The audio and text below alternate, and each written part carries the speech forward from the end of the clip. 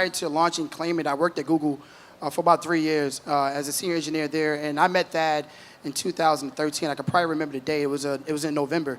And so my friend Royal Ivy, who played for the 76ers at the time, introduced me to Thad. Him and I just started talking about technology. The first thing he mentioned was Uber, on how he spends so much money on Uber from commuting from Philadelphia to New York City. And I said, "You take Uber?"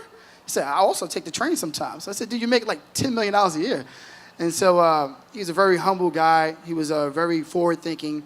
And I told him, I said, "Hey, I work at Google, but I'm working on a pretty interesting idea that I think might appeal to you." And so we stayed in touch over the years, met a few times, just talked about different ideas, basketball, fashion.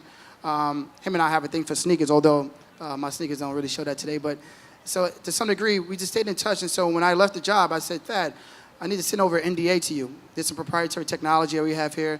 I want you to take a look at this." He actually signed it, sent it back to me, and then we hit it off.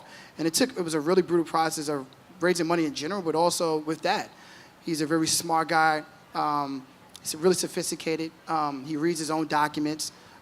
He also has a team as well, but he's just a guy where, most people of his sort of stature will get a huge inbound of like deal flow and would never read it. Won't have no context. May not even remember your face.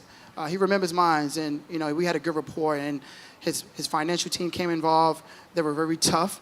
There were a lot of challenges there where their offer to have them participate wasn't really sort of exciting to me and the team. Then I sort of turned down the deal at one point and said, "Hey, Thad, listen, we got to figure this out because you could be really helpful." And we circled back around about a year later. So it took about a year to close the deal.